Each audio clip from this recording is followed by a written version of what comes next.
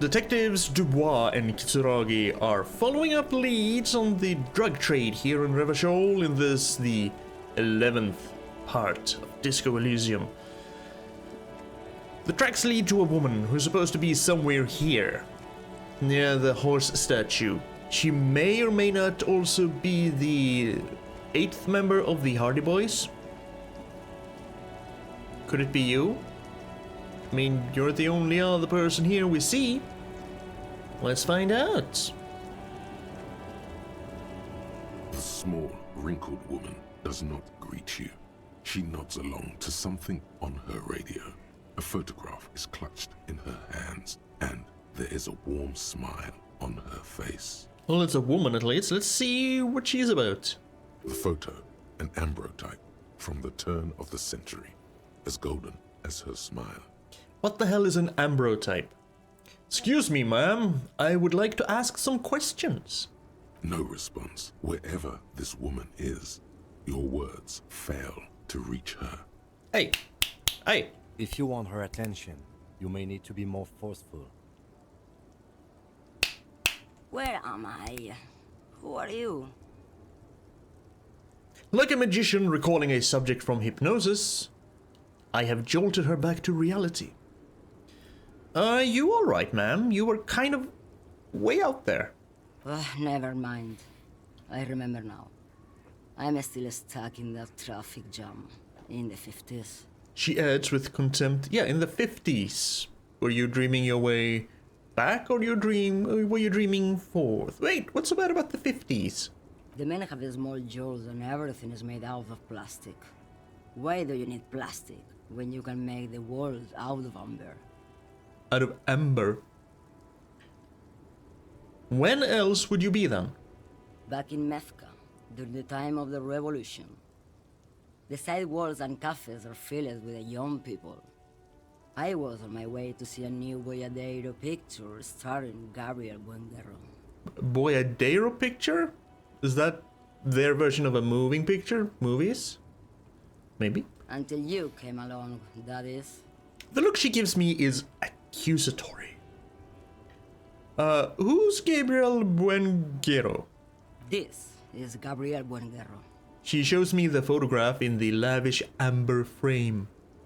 Okay, take a look. A strikingly handsome man looks straight at you, his head crowned with a wide brim hat. His hair is dark as an oil slick, and his jaw the most perfectly chiseled thing you've ever seen. Uh-huh. He was the biggest star of his day. Girls used to faint in the aisles of cinema whenever he came on the screen. And schoolboys used to memorize all of his lines. In order to impress the women, I assume. She leans back, savoring the world she has conjured up. In all likelihood, it's a world that's only ever existed in her mind. Yeah, probably. Because human memory is very fallible. You can't really trust it, because sure, you can have pure memories of an event or how a thing went down or what someone said. But there's also the little fact, I think there's actually I think there's actually research on this, that if you just have the vague memory of something and then you keep telling yourself that this is exactly how it happened, you will start to remember it like you've told yourself, so you can actually fake your own memories, which is kind of scary. So in a way, I'm very glad we have a lot of phones and that are able to take pictures and videos and everything. I am definitely not saying we should have mass supervision of everything. I'm just glad that we can take videos and pictures of our memories so that we can actually have our actual memories instead of something we told ourselves. Anyway, whatever. So I take it you were in Meshka when you were young? Someone was. She nods as though her meaning were perfectly clear. Someone? Are these not your memories? They are someone's memories, boy. What difference does it make if it's me or not? I really don't know. They're beautiful. That is all that matters. Beautiful and true. And they will win. They're coming for this, you know? All of this. What world are you in? Right, so I have some other questions for you. Police questions. Why not, Jerife? It's not like I have anything better to do in this hellhole. Jerife? Is that a version of sheriff? She settles back against the railing of her motor lorry. Behind her, mountains of memorabilia, photos and knickknacks line the dashboard. That doesn't really look like a lorry, but I guess they kinda make them different. Kinda like the doors. So, I still don't really understand this whole Boyadero thing. Of course not. To truly understand the Boyadero, you need to listen to On the Western Plain. The Boyadero, Boya for short, is a cowherder from upstream Magritte, the great steppes of northern Mesk. He is a rugged individualist and explorer. Okay, so I was way off. Okay, but what's that? It's an old ballad about a young girl who falls in love with a daring Boyadero. He promises to marry her as soon as he returns from the Western Plain. So Boyaderos are cowboys, not movies. And I'm guessing that doesn't happen. Of course not. The Boyadero returns from the Western Plain a changed man. One night, as he and his beloved are out walking along the river Maigret, she pleads with him to give up his riding and settle down. Oh, and he's never gonna do that. No way. In the background, you can hear the orchestra swell as the screen fills with the maiden's imploring eyes. Yeah, I think I see where this is going. So the Boyadero strangles his beloved and throws her body in the Magritte. Then he rides off, because the Western Plain is calling to him. Yeah, that's not where I thought that was going, actually. You have to understand. A true Boyadero needs a whole horizon to himself. He can't be tied down by man or woman. His beloved was selfish. She didn't know what it meant to love a Boyadero. Okay, I can understand needing the horizon, the adventure, doing the cowherding forever. But to strangle someone just for asking them to settle down? Just because they asked you to settle down? Nuh-uh. Nuh-uh. Alright. Are you the lady driver? I don't know why we are punctuating, accenting the. But are you the lady driver? Did you just call me a lady, Jerife? Well, aren't you a lady? The woman's malevolent cackling fills the roundabout. I'm a lady like you are Gabriel Buenguerro. Only in dreams. Yep. So, you're not the driver that everyone is terrified of. I'm only terrifying to small children, and to those who used to know me. Yeah, your portrait does kind of look like you're eating your own hair. But I'm guessing you're actually blowing something out. Yeah, it's not her. Believe me.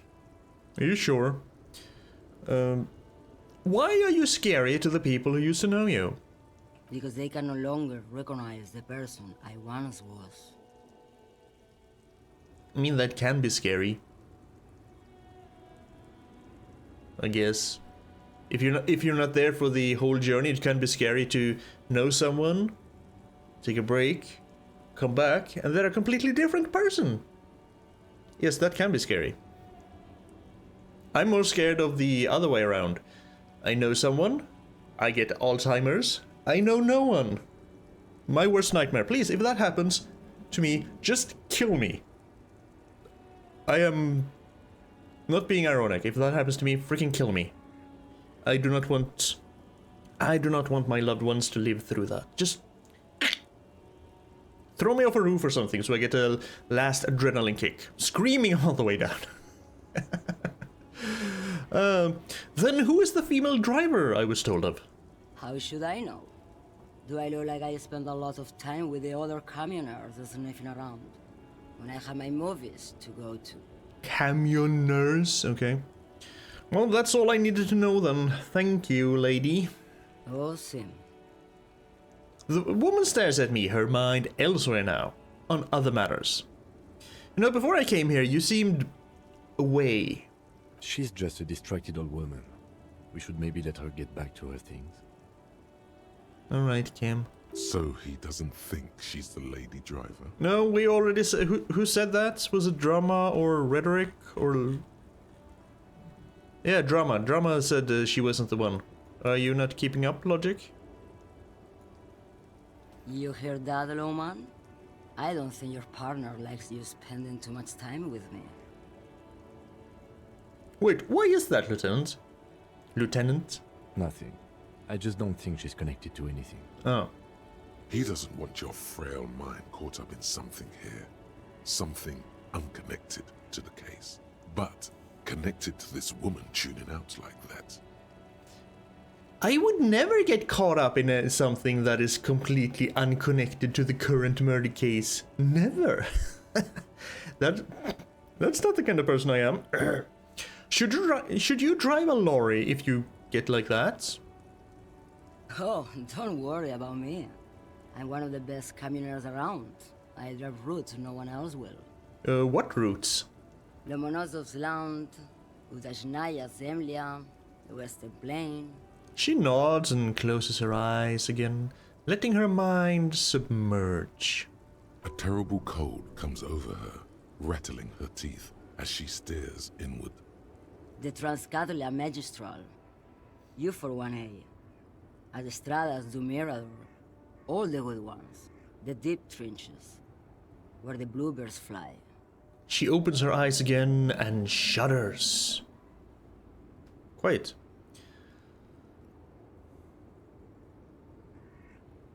Fine. You know, I'm something of an expert in blacking out. You should really take care of yourself. You're right, Lowman. I'm the one who should take my health more seriously. Thank you for looking out for me. Are you being sarcastic? She might be sarcastic. A correct appraisal. You're quite shabby. Yeah, that too. Is that all you woke me up to say? You seem like a woman who knows a thing or two about drugs. What do I need drugs for, Lowman? What I see, what I feel. The great adversary. No drugs can compare. With the adversary? Last time I heard someone talk about the adversary, I think that was in Shadowrun Dragonfall.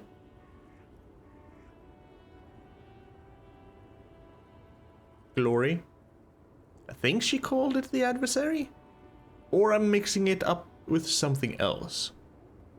Which is not impossible. I do that a lot. Speaking of memories being weird and faulty and... Anyway. The adversary? Yes.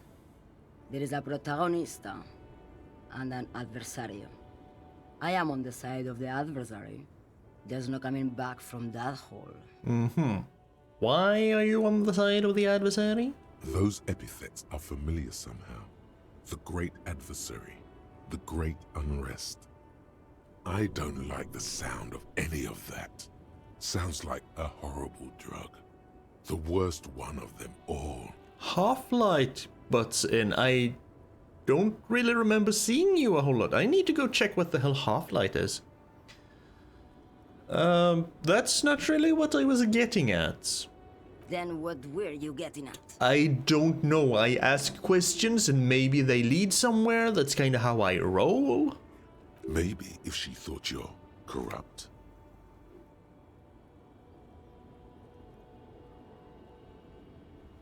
Evrar sent me. Who the fuck is Irad?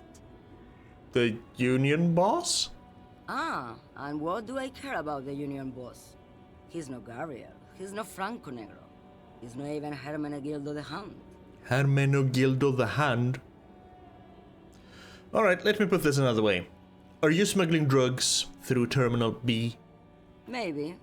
Probably not. Makes no difference to me either way. That's a very flippant attitude. How can you not know what you're hauling in your own lorry? Just this month, I made half a dozen trips from Saramiriza to Grat, on the U41A. What do you think they take from Saramiriza to Grat, Lowman? I don't know, that's why I'm asking you. It's diamonds, Lowman, obviously. Diamonds? Ah. If you had to guess, who do you think is smuggling drugs around here? Easy. He's the skinny man who thinks he's a poet. Never trust a poet. Also, he's the only one I can see from here. Oh. Well, he seemed okay. I'm more worried about the racist lorry driver because he's an asshole. That's correct. There is no visibility of any of the others. Alright, if you're not involved with the drug trafficking, then why are you still waiting here? Where do you want me to go? This isn't so bad. I can listen to music, or the seagulls. Look at all the colors and the futures of this world. It's a good palate cleanser, this jamboree. And just drift away into your own daydreams? Yes, sure. I have been there quite a few times. I can understand that. Or I can just relax and let my mind carry me back where it will, to the Great Plains. Yes, daydreaming. I think we're done here, no? He closes his notebook to stress it. Yep. Thank you for now. Yes, go. Enough jamboree. I need to get back to Mesque. Her voice trails off. So that was not the female lorry driver. I thought that was her. Where the hell would we find a female lorry driver then? Or maybe it is the guy with the poems and the rhymes and the art. Or maybe I'm just prejudiced against him because I don't understand poetry. I really don't understand poetry or art. Let me think for a moment. There, much better. Had to go get a snack as well. Okay. Female lorry driver. Here we only have strikers. So, I don't know. She's the only female we've seen. And she wasn't really forthcoming. Can we go? A lorry stuck in the traffic jam. This big, heavy Grad-made machine is well kept for such an old machine. Look in the window. The windows are clear. They've been recently washed. You can see a lorryman's cabin with personal belongings, stickers, insignia. What kind of stickers and insignias? The driver has adorned his space with a substantial collection of peculiar paraphernalia. Proclamations about honor, strength, and purity are glued to various panels. So a disciple of Measurehead. What about the back seat? The back end of the cabin has a small perch to sleep, large ashtrays. There are several suns and wheels sewn into the curtains. So a magic bed where the magic happens. A book with ragged edges catches your notice. The front cover features a large, muscular man. The title reads, Man from Yelmdal in the Lost City of the Pygmies. Yelmdal is back! Racist nationalist paraphernalia. Not unusual in this part of town. This is our guy. The lieutenant nods towards the racist lorry driver. You think this lorry belongs to our tough guy? Likely, yes. This guy's proud of who he is. Drapes it all over his machine. So the Yelmdal series are racist? Okay. But I kind of wanted to read those, only because of the Nordic-sounding name. Is that okay? So no, we don't have another female lorry driver here anywhere. Unless there's another little pathway I haven't seen, I have missed. But I don't think so. Maybe I should go back. Maybe I should talk to these two about the female lorry driver. Maybe they can Put me on the right track. Me and Detective Kitsuragi. Because we need to solve this before we can move on with our actual murder investigation. Hello, Mr. Poetry Man. Still here. Stuck in this damn jam, my man.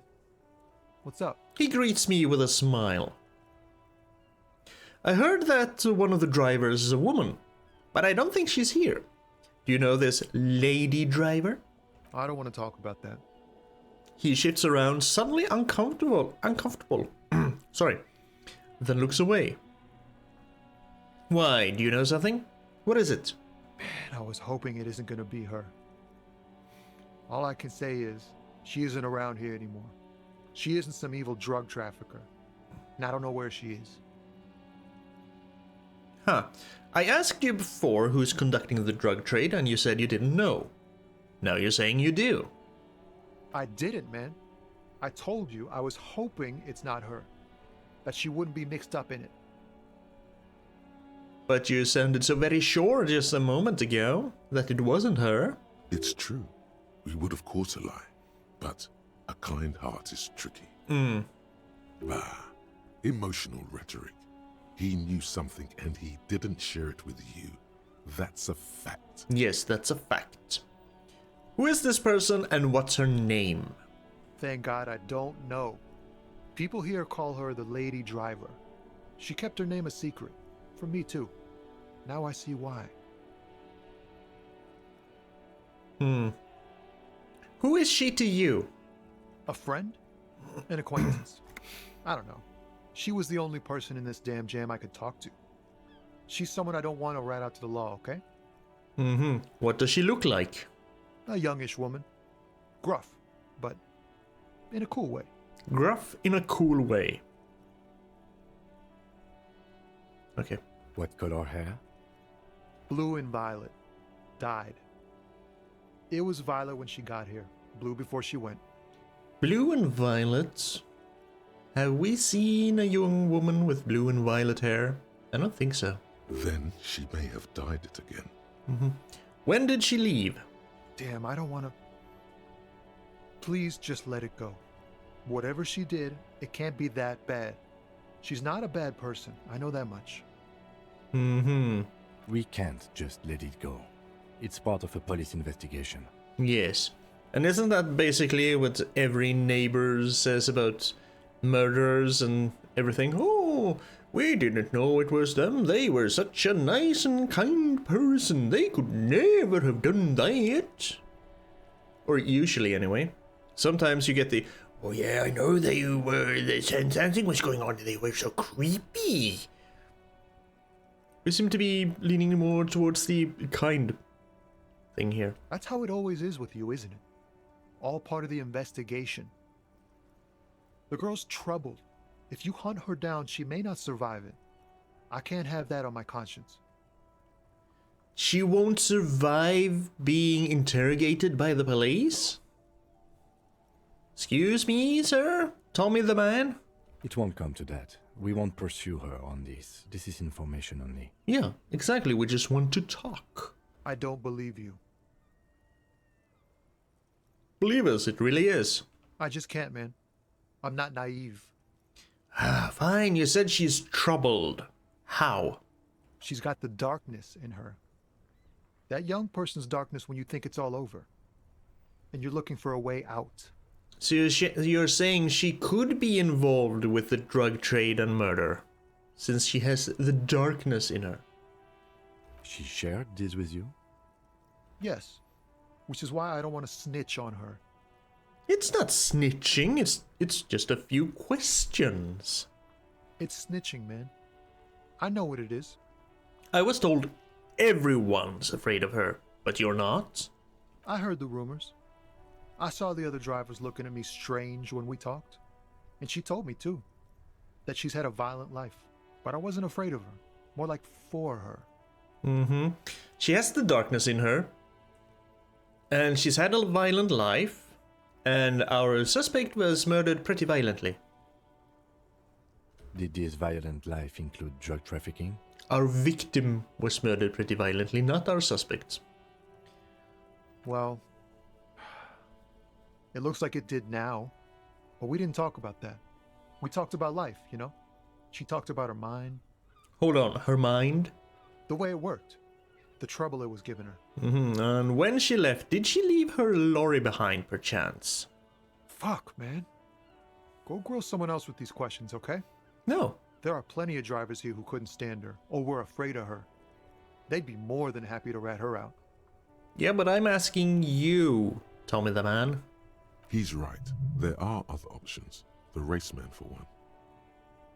Yeah, but I don't like talking to him. Wait, this guy says they're friends, then acquaintances, and he's okay with others ratting her out. I mean, yeah, I guess I can understand that, because it wasn't him who did it if she gets ratted out, so he still stands by him being a friend, and he's not personally responsible for ratting her out. There's a bit of a logical loophole, but yeah, I see it, I can see it.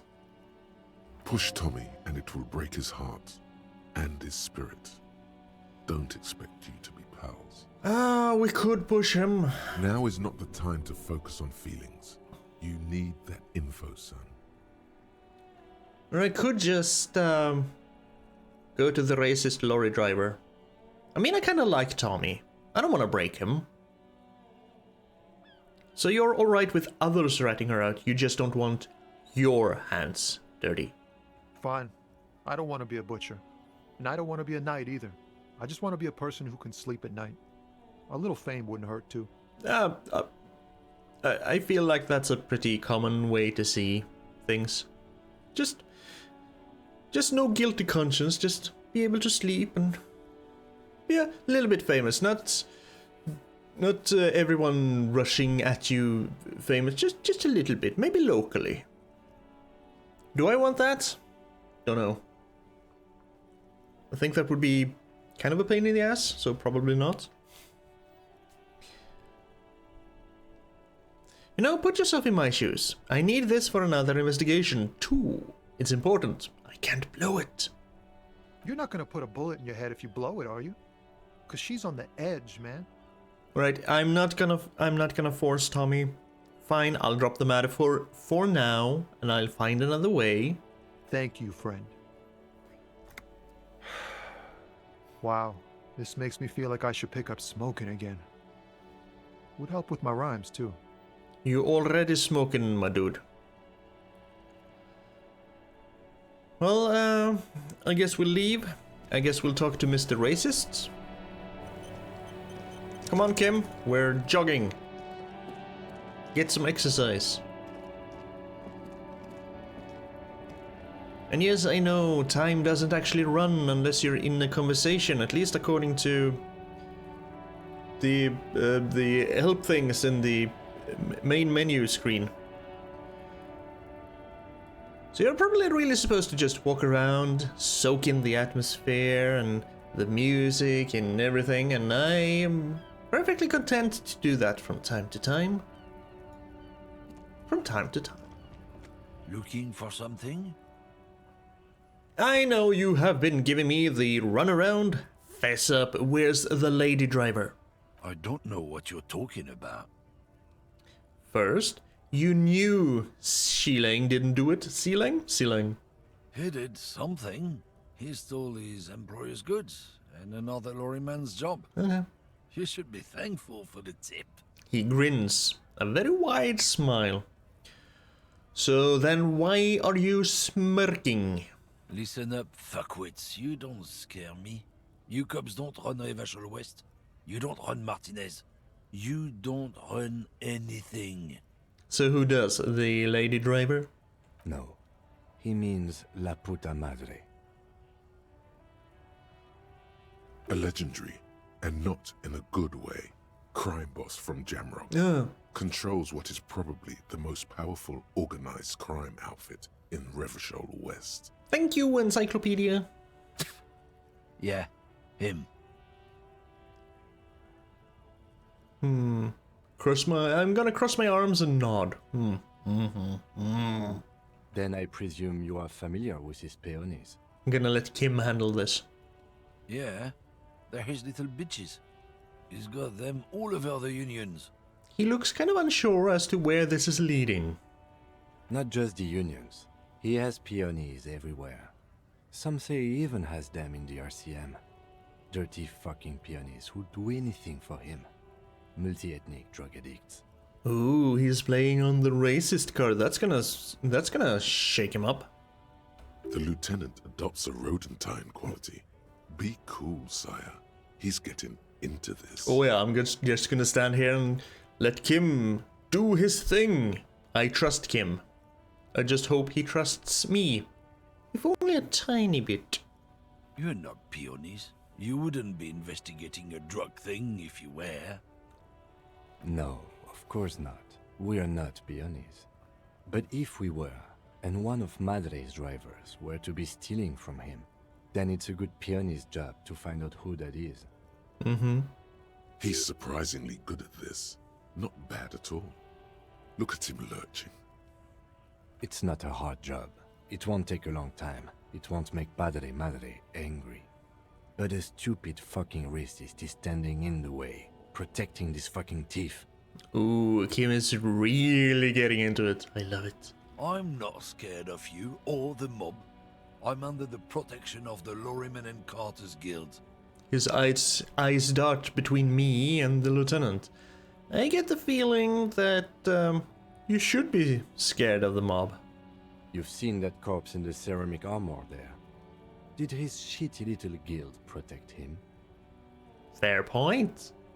Nah, you wouldn't just leave him out there if you... He tries to light a fresh cigarette, but his hands are shaking now. The sentence simply ends. The lieutenant turns and gives you a barely perceptible nod. Be careful. This man's still got some fight in him by the looks of it. It won't be easy to break him. Formidable. 58% plus 2 saw Kim's bluff, plus 1 saw you snooping again. Make him tell me what he knows. Men like this only respect two things: strength and fear. I need to check what half-light is. Time to turn up the volume. Show me her lorry right fucking now. The lady driver's lorry. Where is it? Fuck you, I told you. I'm not gonna... There. His voice grows smaller as yours. Okay. We can say that we're gonna fuck him for the rest of my life, or we can play on his racism and say we're gonna put him in a cell with a giant kipt. Gonna be bleeding kiptic.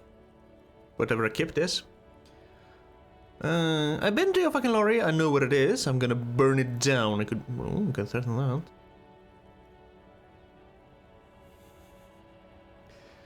What should we... Yeah, let's play on his racist insecurity. Gonna put him in a cell and he's gonna bleed dick. Look, fuck you, man. It's some lorry down there. Green banged up thing. I don't fucking know who she is. The green banged up thing, okay? When did she go away? I don't know. I don't even know her name. She just rolls with the fleet and acts like a big shot. Some dyke, probably. I haven't even seen her for days. Right, so they kind of censor the words fag and faggot, but they don't censor the word dyke in the game. Kind of. Maybe dyke isn't that offensive? I don't know. I don't know. Where exactly is her lorry? Past the monument. Down there. The Green Temple. Now leave me the fuck alone, okay? Yeah, for now. A small temple by the monument. Green. Let's get into that lorry. Yes, Kim, thank you very much for the assist. That was awesome. Okay, so we managed to stay friendly with Tommy. Not gonna say friends, but we're staying friendly with Tommy. We scared the crap out of the racist lorry driver. And we got our info. So a green thing, could it be this one? This is also kind of green. Probably this one, because it's lit up now. This green faun, A to Z, contemporain, is parked in the shadow of the ruins looming overhead. It's seen better days. I kind of like the designs of the lorries, because it looks so extremely different from what we have. Yeah. This must be the one he told us about, unless he was lying. The lieutenant peeks inside. Try to peek in the window. The glass on the side windows is tinted and covered with dust. You can barely make out the shape of a seat and 2 steering levers. It's gonna be locked, but let's try the door handle anyway. The door is locked. The handle looks shiny, like it's recently replaced. There's no pick in this lock. The owner has put special care into it. It's a recessed design. So, how are we going to get this open, Kim? Use the pry bar to smash the window. Open it from the inside. Really? This has been hard enough. No need to make it any harder. Alright. Gotta equip the tool, of course. This green I also faun, need a A to Z, super pry bar contemporain, for the is ice parked maker in the machine. shadow of the ruins looming overhead. Still. It's seen better days. +1, lifted weights, we sure did. With a firm grip, you raise the pry bar, a glint of light catching on the tip. Call down the hammer of truth and justice. Release your secrets, lorry cabin. Can I either just smash it? I can say, fuck the police, and then smash it. I can say, welcome to Revachol window, and then smash it. Or I can just, I'm sorry. I'm not gonna be a sorry cop anymore. I'm just gonna smash it. The window shatters, and droplets of glass fly everywhere, shattering over the lorry floor and pavement. Subtle. Well, you told me to smash it, says the lieutenant and sticks his hand in the window like a common car thief and then opens it. The smell of cigarettes and perfume welcomes you. The cabin inside is plastered with old movie posters. Actresses smile from the walls. There's a radio transmitter in the front and a toolbox tucked under the driver's seat. Some tools lie scattered near the pedals. Maybe she has a super pry bar. Check the toolbox. A metallic drawer slides out from the seat. It's empty, except for a folded newspaper. Oh, unfold the newspaper. It's an issue of Périphérique from last Wednesday. A piece of paper falls out from its pages. Pick up the note. It looks like an article ripped out from a radio enthusiast magazine. Complex mathematical equations explain the basics of something called the Ulan frequency system. So it's all Greek to me. The Ulan frequency system? I've never heard of that before. I know of FM, AM, UKV, but... His thought trails off. Okay. The pull-out toolbox slides back into its nest. The rest is as it was. Radio, posters, a trace of motor oil smell under all the cigarettes. Admire the posters. Maybe we can use that. Maybe her radio is tuned to the Ulan frequency thing. So we're gonna do the radio last. Admire the posters. These are movie posters featuring starlets from long-forgotten films from the 20s, the teens, even the 90s of the last century.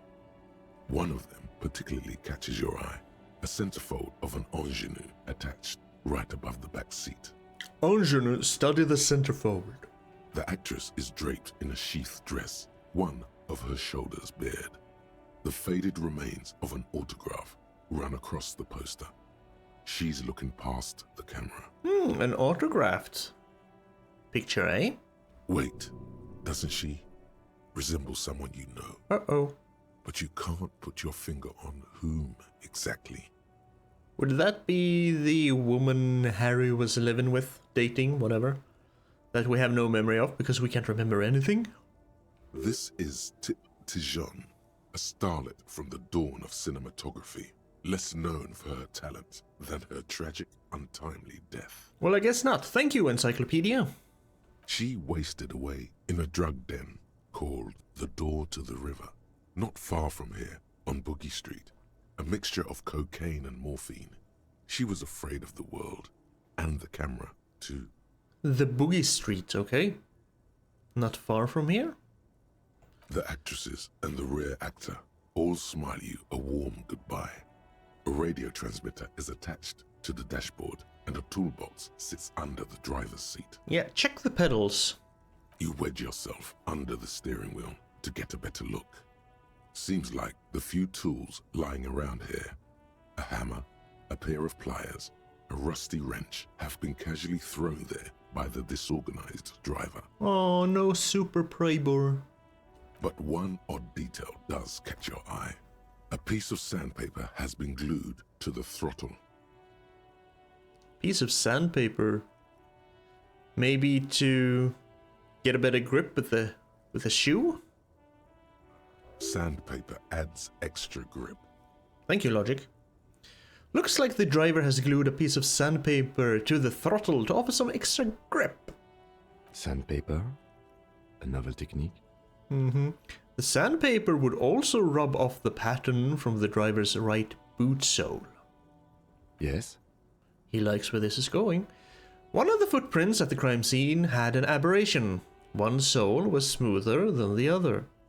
Which means that the missing lady driver was present at the lynching. The lieutenant's eyes light up behind his prescription lenses.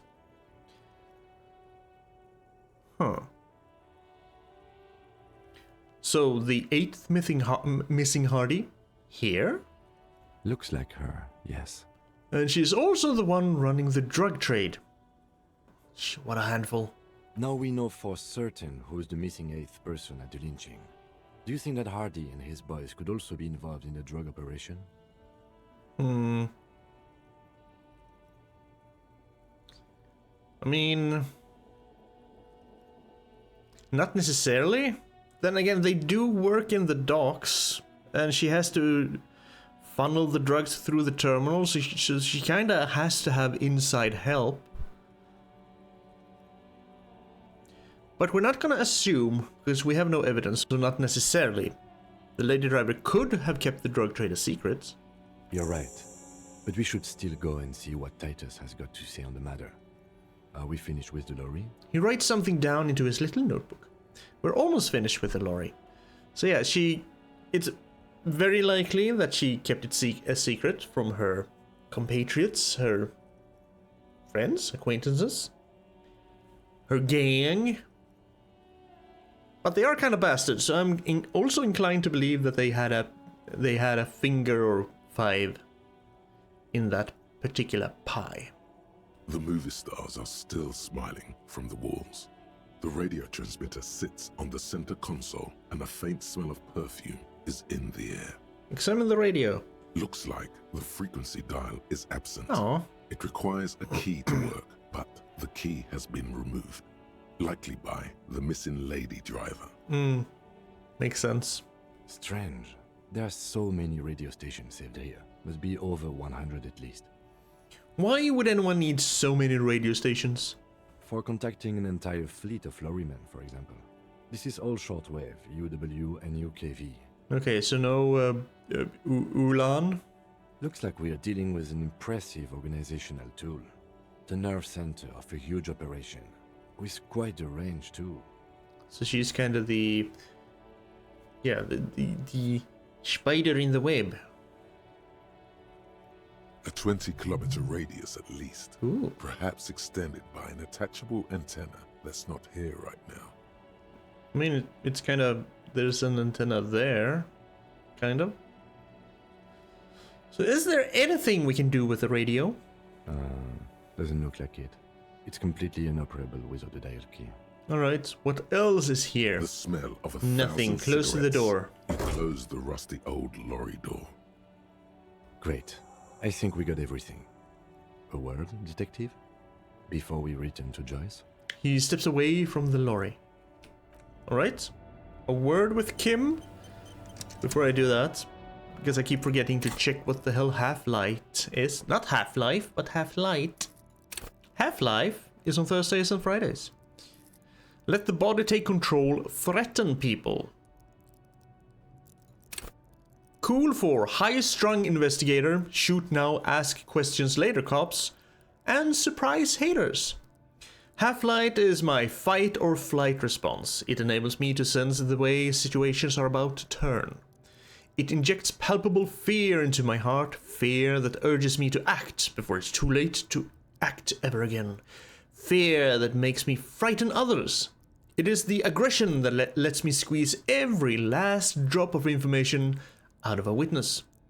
At high levels, Half-Light makes me ultra-attuned to the world. It is perpetual fear of my own shadow, of someone else's name or scent. I'll be ready, always, to pounce and physically interrogate passers-by. At low levels, however, I'll find my survival instinct is lacking, and my methods limp-wristed. Those who respect violence will not respect me. So it's at 3. It's a decent medium, I feel. Medium? It's not too much, it's not too little. It's just right. It's just right. It's in the middle. It's lagom, as we said. Just enough. All right, we've finished here. Let's quickly debrief and go over what we found, so we don't do it in front of the company rep. Yes, seems like something police would do. What do you think of all this, Kim? Honestly, I'm quite worried by what we've seen so far. The evidence seems to point to a rather extensive and well-organized operation. And if so, that would be kinda too much for just 2 tiny detectives who are kinda universally hated around here. I'm especially intrigued by that radio transmitter, particularly the sheer number of stations it can connect. Looks like this alleged drug trade casts a wide net. This means it's well funded. Technology like that, a major player must be financing it. A major player. Could be Evrar, could be Joyce herself, but why would she then ask us to look into it? Evrar is kind of the right kind of slimy to be involved in the drug trade. Could also be Measurehead for all his talk about alcohol and other interesting. I've completely forgotten basically everything he told me. In through one ear, out through the other. For all his posturing, he could be getting a little cha-ching on the side. I'm not sure what the Ulan frequencies are all about, but they may hold some significance. Perhaps it's a better way to connect between fleets while avoiding frequency bleed, or maybe it's used to tap into RCM networks. Yeah, considering you hadn't heard of it. Who knows what it's used for?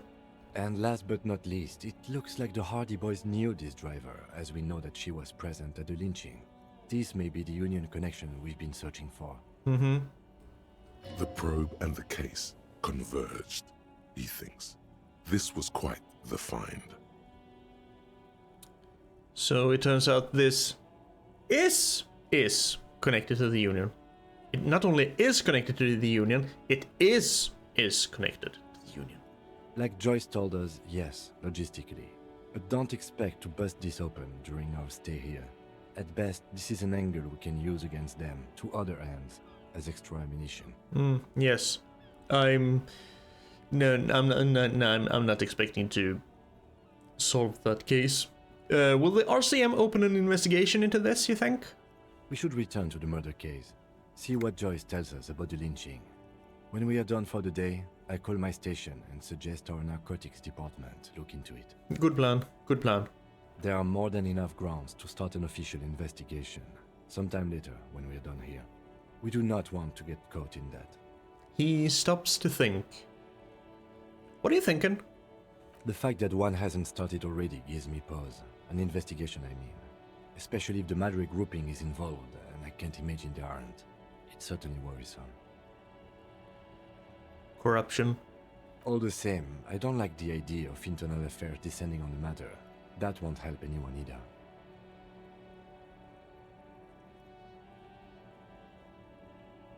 I don't think the movie posters has anything to do with this, but we're gonna ask it anyway. How do the movie posters factor into all this? Because we're gonna ask the weird questions. As elegant as they are, I don't think they are relevant to the drug trade. Probably not. Don't be fooled. Desire always plays a role. A lot of women there, especially for a lady driver's cabin. Who cares? She might be into the women. Who cares? Could the film industry be involved? Maybe the trader is some sort of cinephile? Yeah, maybe she's a cinephile. Yes, well, Yeah, that doesn't really matter. Okay, so debrief over. debrief over. After you. So we can go back to Joyce. But we can also go confront Titus and the others. Titus is closer. Hey, he wants to talk to me? Tommy boy? Are you gonna be slightly angry that I busted into her lorry? I saw you poking around in Lady Driver's lorry. She in trouble?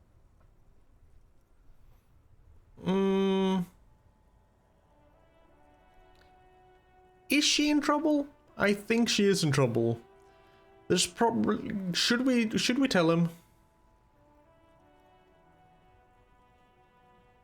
Nah, sorry man, I can't disclose the facts of an official investigation to you. It's that bad. Man, what should I do? What should I do to help her? He lets out a whistle, looking about 10 years older, all of a sudden. No need for you to do anything, don't worry. The police are looking into it. Yeah, maybe I should just keep my head down and work on my rhymes while I can. Yeah. What's the plan with those rhymes anyway? Oh, you know. Tommy Leham's gonna be a musician. Sprechgesang, but with beats. I've got a lot of free time on the road to hone my craft. The correct grammar is Tommy Lahom. Yeah, it is. Why Tommy Lahum? Tommy Lam was taken. My real name's Jerry Lafitte. Tommy's way better. Right. Good luck with that, Tommy. I gotta run. Yeah, you too. Be safe, detective. I will be. I should also remove my pry bar so I don't appear as threatening. Walking around wielding a pry bar. I should also get rid of everything I have in my plastic bag while I'm here. And then remove the plastic bag so I look a little bit more proper. The tear machine stands in the corner. Your bottles clunk into the machine, and the money appears with a satisfying... I had 2 bottles. I found 2 bottles today. All of 2 bottles. Well, I guess I kinda cleaned house yesterday. Cleaned town yesterday? Work, work, work!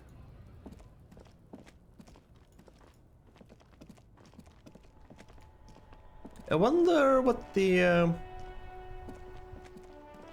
lawyer lady is gonna say about this. Also, how the hell do I get up on the roof? I still haven't found a way to get out here.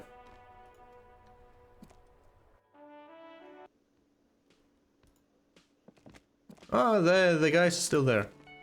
Before I go there, actually, I keep finding new stuff to do. Because I remember that I can actually retry the check thing in my bathroom. Or I should be able to.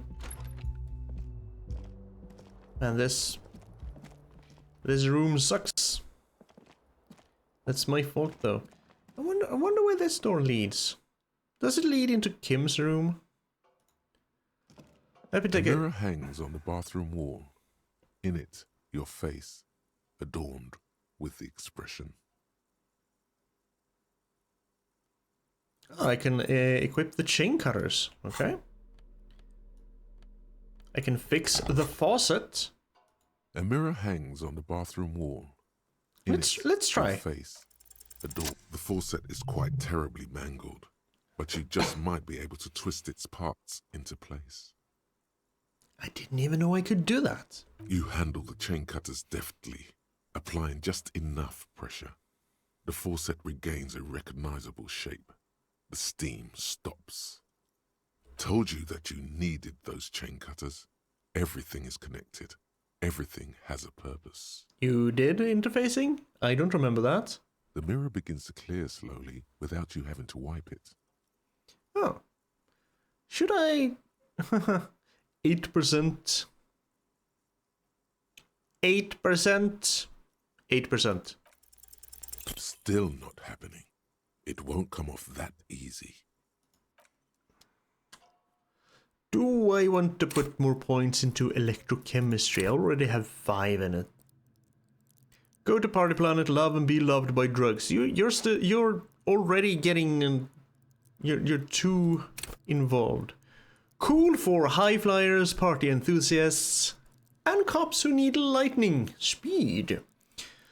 Electrochemistry is the animal within me, the beast longing to be unleashed, to indulge and enjoy. It enables me to take drugs with fewer negative side effects. It also enables me to better investigate lurid matters. If I need to understand a chemical breakdown, or talk to someone blasted out of their mind, or understand sexual dynamics, electrochemistry is there to guide me. At high levels, electrochemistry makes me a man of unrestrained pleasure, an unrepentant Lothario who leers at people with a bottle of speed and a plastic bendy straw in either hand. Man, I miss plastic straws. But with a low electrochemistry, I'll be too innocent to be effective. Without a working knowledge of drugs and sex, the city will be difficult to understand. Electrochemistry is pretty high. Because they're from items. No. No. I have better things to spend my hard-earned skill points on. I mean, she could get up there. Why can't I? Can we? The door is closed. Knock again, much harder. Still nothing. The lieutenant gives you a quick glance. Yeah, I'm gonna leave. Fine. Don't have to look at me sideways, Kim.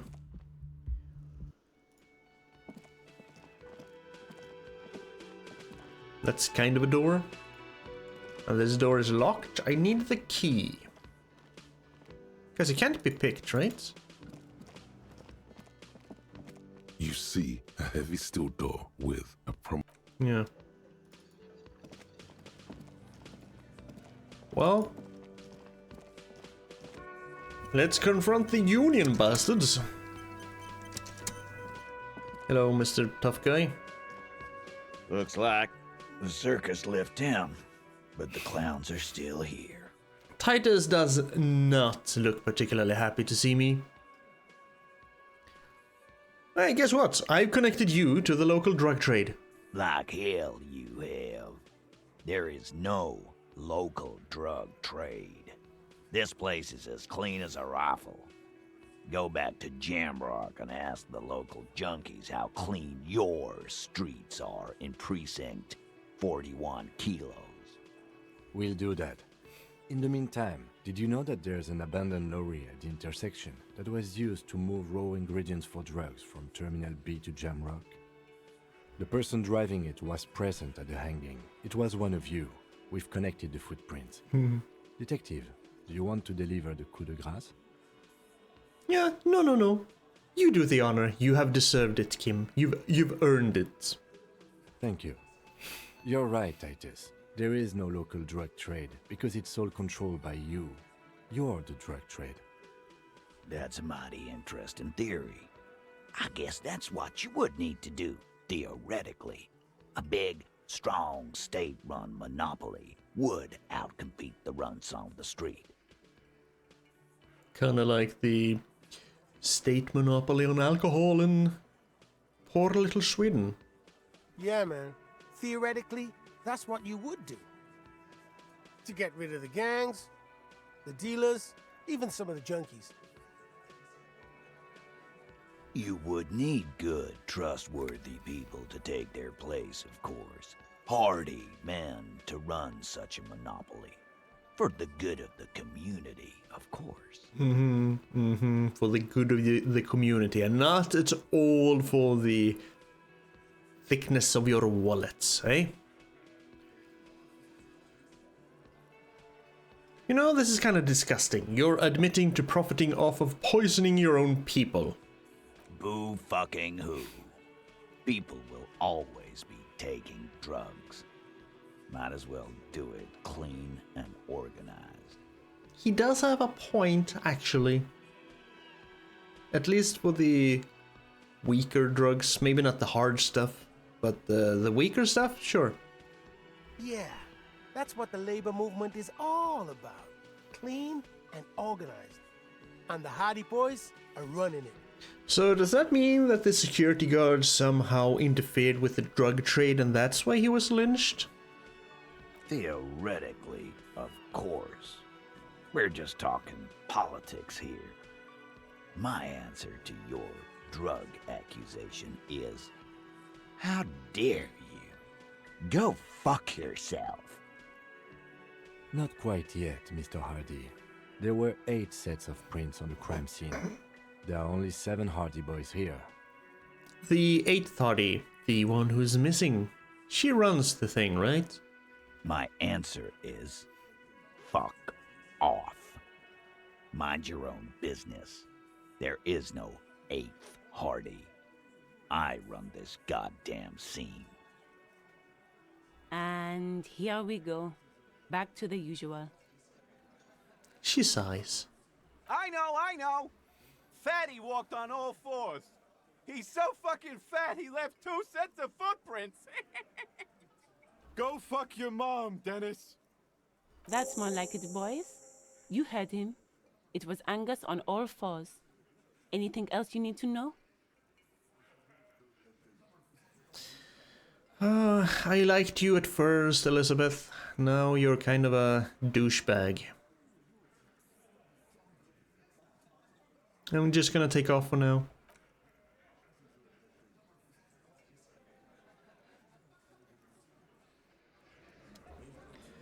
That didn't give us very much. He did kind of...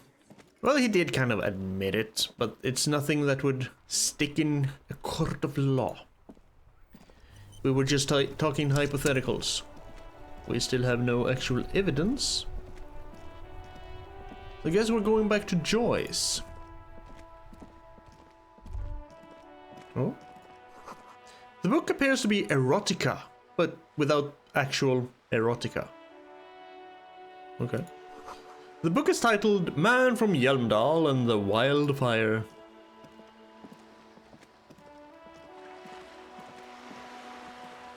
We haven't been back here all day. And I think we picked up all the bottles and stuff.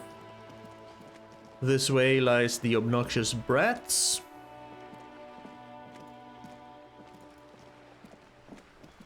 There must be some way to get in here. Okay. Let me see here.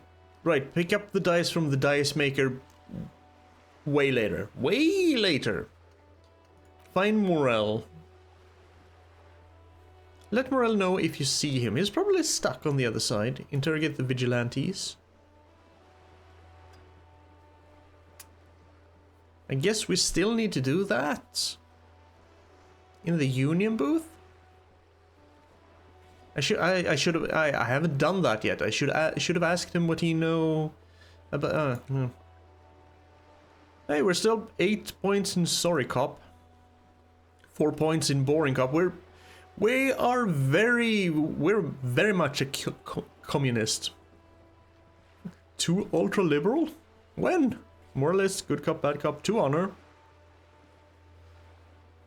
Once you're done with it, send the corpse to processing. Lieutenant Kitsuragi will take care of it. Check twice to see whether you're done with all corpse-related tasks. JM mystery, report back to Joyce. Open apartment door for Evrar. I forgot about that. I need to go past the kids.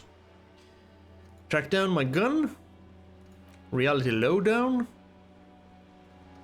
Where's the, this is what I'm looking for. Mirror Encyclopedia Formidable. Can't do that, can't do that, can't do that, can't do that. Volition. Maybe I should put some points into Volition? Because then I can do both Joyce and Kim? I probably should.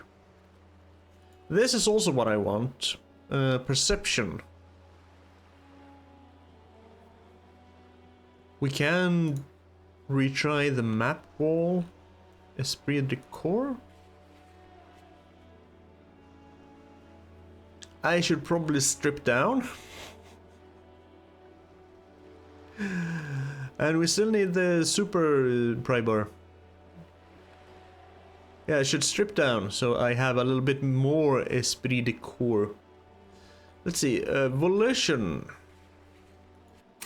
And I also want to check you. Connect to station 41, understand cop culture. Cool for cops, cop aficionados, and pretend cops. Esprit de corps is the very spirit of policing, the copgeist. It enables me to understand my blue-souled sisters and brothers, not only by picking up subtle signals from my partner, but by witnessing flash sideways scenes as they play out in your precinct, my precinct.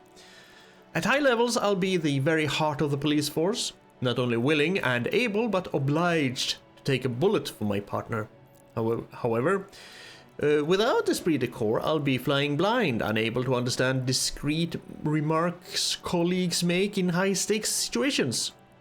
Remarks that might just save my life.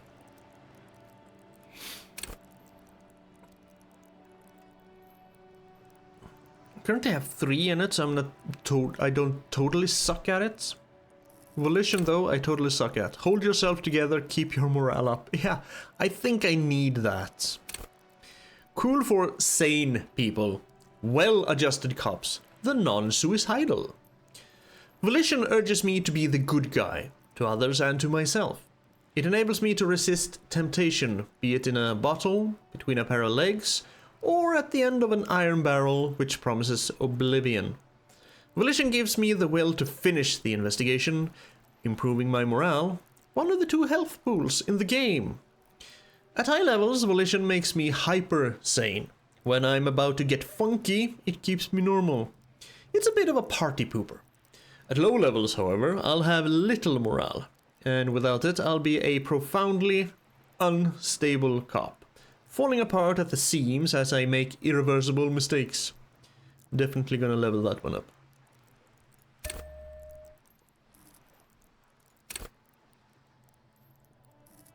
Yes, accept changes and close. Now,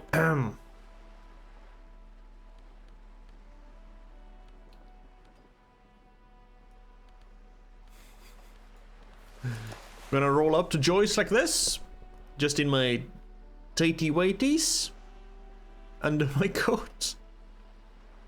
I need to find other pants, man. I need to find some other pants.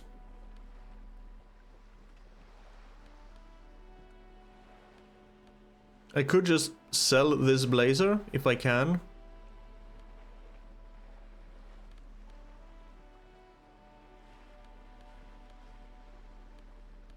Yeah. So how much esprit de corps do I have now? Still only 3, so it doesn't really work that way, huh?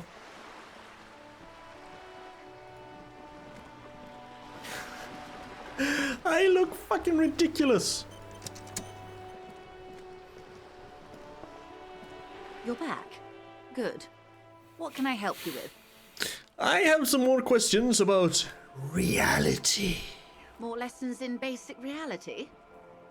My favorite part of the day. Go ahead, ask me anything.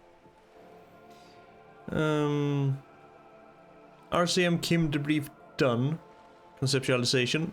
Impossible, but very high. Jamais vu thought complete.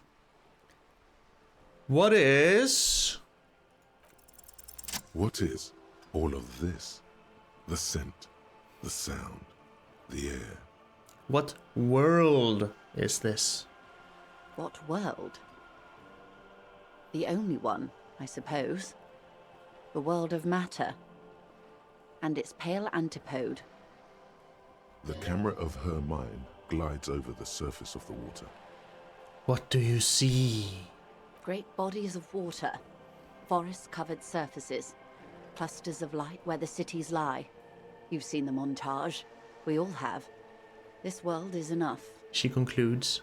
There is a term of endearment they coined for it, in the DeLorean century, when humanity was high on this world, discovering more and more of it, these archipelagos included. What is it? Elysium. Elysium. Elysium, the world needs a term of endearment. It does. There are those who would call it hell. What is hell? A term of hatred that originates, like many such things, with the Mesk petro-fascists. I don't feel like I have got the whole picture yet. Oh, you want a picture of the world? There is no complete set yet, dear. They're having some trouble reaching orbit. How come? Great things are difficult to achieve. For now, we're viewing the world from the inside, sideways. How about it's a bowl? That's looking less and less likely, Detective. You wouldn't know it from the tabloids, but the ORG nations have been launching weather balloons into the lower ionosphere since the 30s. So we're thinking the world is flat? Like Discworld? ORG. Occident Revischolgrad. Thank you, Encyclopedia. There's a steadily increasing trickle of images. Between the big three, they're piecing together a dark grey corona. Dark grey corona? Yes.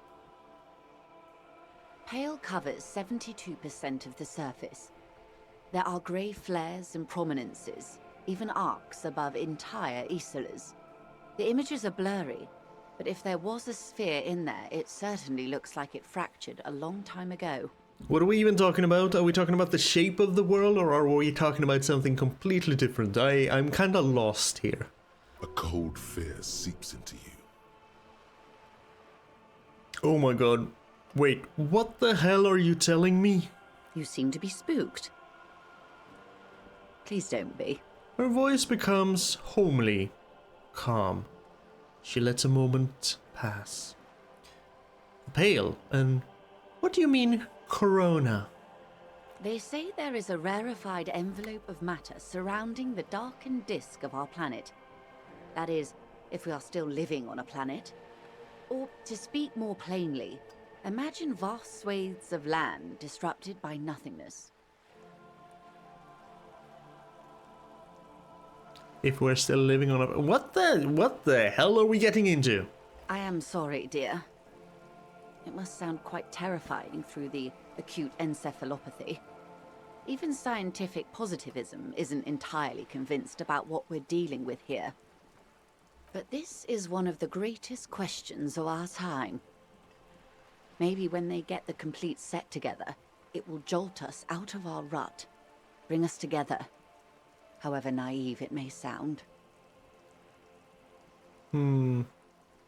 Okay. And then everything will be okay? I don't know about things of that scale. My expertise lies in nations and trade routes, one or several layers below everything. But yes, we'll be fine. Don't worry. Not where I expected the conversation with Joyce to go? She does not seem convinced that you'll be fine. If anything, she's realizing how deep your condition runs. Certainly doesn't feel like I'm fine.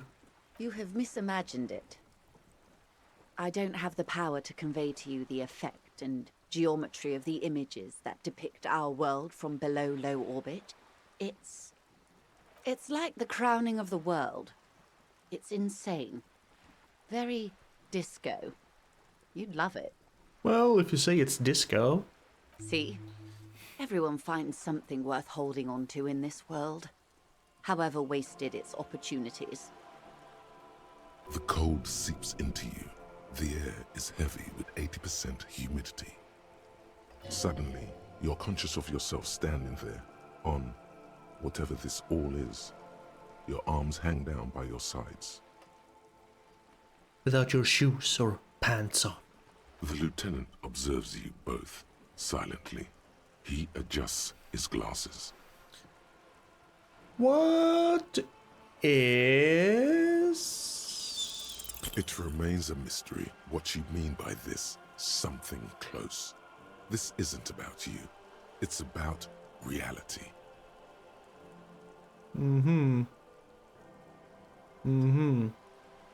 What are you? What I am not is a basic term of reality. She smiles. There may be a way to get her speaking about herself at some later juncture. What times are these troubled times? These are unimportant times, Detective. Oh, You and I were born after the dust had settled. 1,000th of a second too late. yeah. I kind of feel that.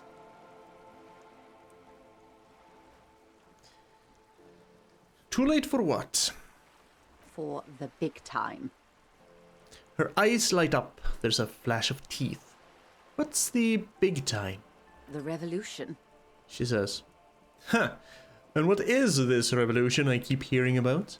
It's quite easy. Every 100 years or so, our species gets together to decide what's next, who gets shot in the head, and who gets the mineral rights. It's a real kerfuffle. Would you say it was a bunch of apes duking it out? Why, of course. We're talking Duke Out Central. Full swing intra-species warfare. And the apes, were they evil? No. I would say the apes were neutral. She looks at me, her gaze sharp. Okay, neutral. On the other hand, She turns north to the bombed out buildings lining the waterfront, then shivers slightly. Who got shot in the head? those would be the communists. Generally speaking, 40 million people got shot in the head during the World Revolution. But the communists, they all got shot in the head. Oh, Oh, and the anarchists too. They shot them well. So well, one forgets they even existed. oh, so that's why I'm the communist chosen one. Did the communists and the anarchists shoot back? Did they ever? Before they got shot themselves, they shot 2 million people. Truly a kerfuffle, Yeah, it was a kerfuffle, all right. the lieutenant mumbles from behind his notes. Yes, the Insulindian deluge, they call it. Anyone else get shot in the head on the opposing side? Oh, lots of people.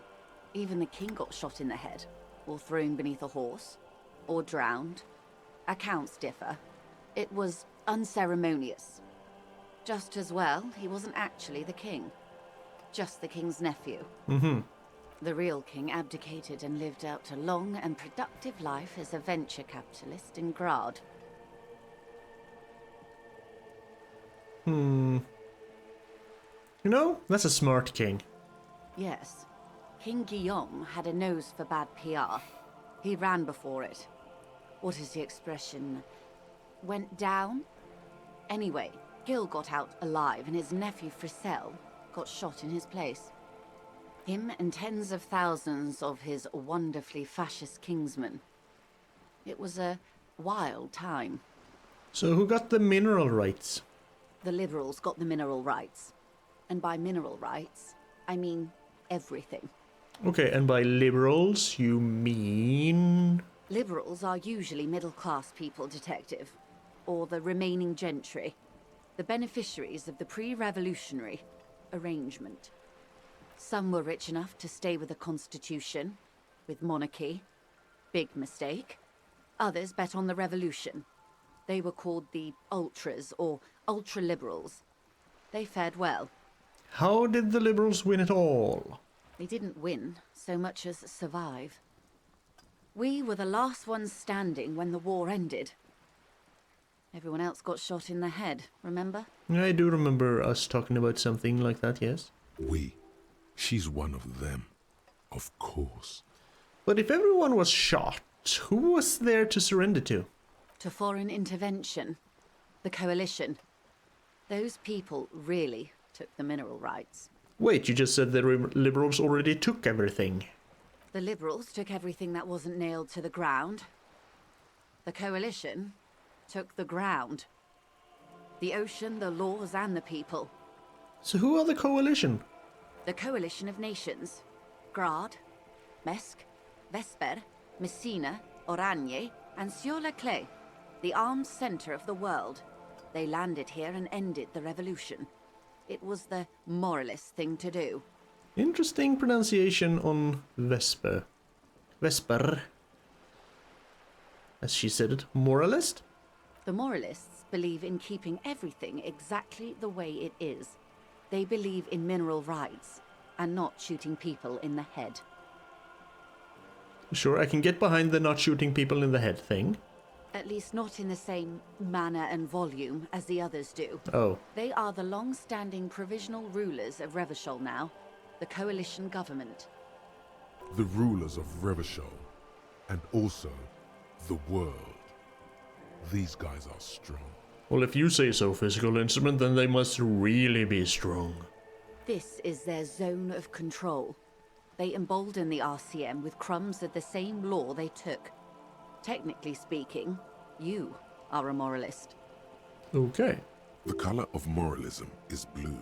The official motto of Moral Intern, or Moralist International, is a blue forget-me-not, a piece of grey sky.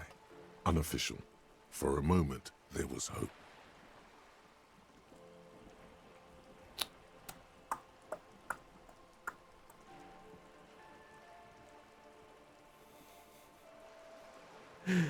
If always picking the option that doesn't commit to anything, then hell yes I am, and also not. An almost endearingly moralist standpoint. She bows. It must be hard to take a moderate approach to head shooting in your line of work. That's enough about the times. They are what they are. Who knows? An afterbloom may yet come. Yeah, who knows? Anyway, enough sentimentality. Is there anything else you want to know? No, I think that's all for now. Take a few bits and pieces of a reality lowdown when we're with Joyce. Not everything at the same time, because this is confusing the crap out of me. Glad to have been of assistance. Oh. That I know. Anything else? No, thank you. That's enough for now. Dang. What's this? We're getting reports of normal, reasonable, temperate, political opinions somewhere in Martinez. Okay. This is because I keep saying none of the above to political stuff, isn't it? It's also about that, but it's also more. Perhaps it's the hangover. Perhaps it's a temporary surge of serotonin, but something tells you it's time to become a citizen of the Kingdom of Conscience. First, where is this Kingdom of Conscience? It is not a place. It is a moment in time that can only arise in the right circumstances. In all of human history, it's only been achieved a handful of times. And how do you bring about these circumstances? Incrementally. Just tiny piece at a time? Yawn. You'd get there faster with a little speed. Electrochemistry, shut up. History's greatest catastrophes have been brought about by people trying to make the world a better place. Too quickly. You can't rush into it. That's the way lies disaster. That's the genius of Dolores Day.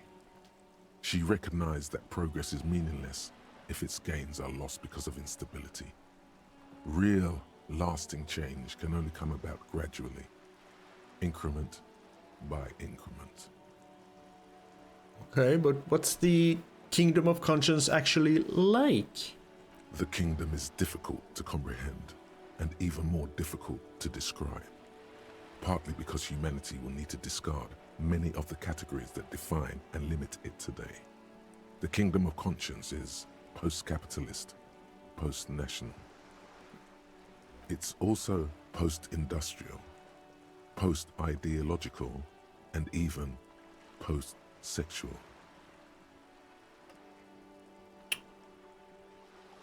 Huh.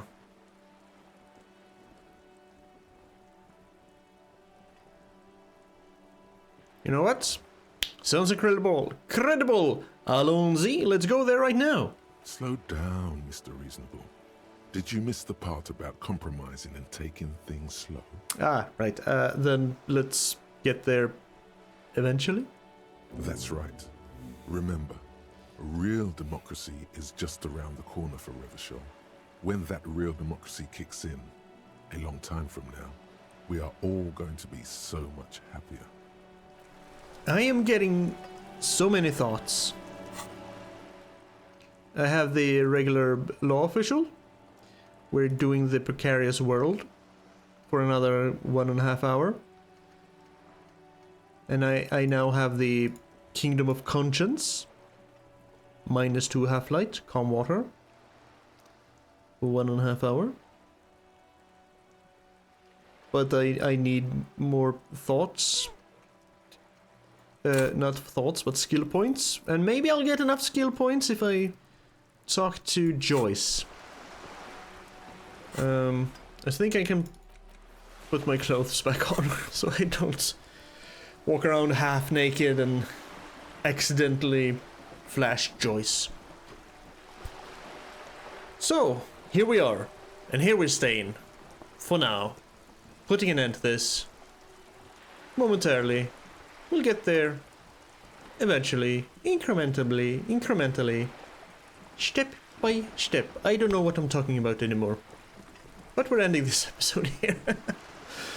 If you made it this far, thank you for being here. Thank you for watching. Thank you for sharing your time with me. I appreciate it. I appreciate you very much. So, please take care of yourself. And remember to be kind. We need a little bit more kindness in the world. Let's take that first step. Anyway, see you next time.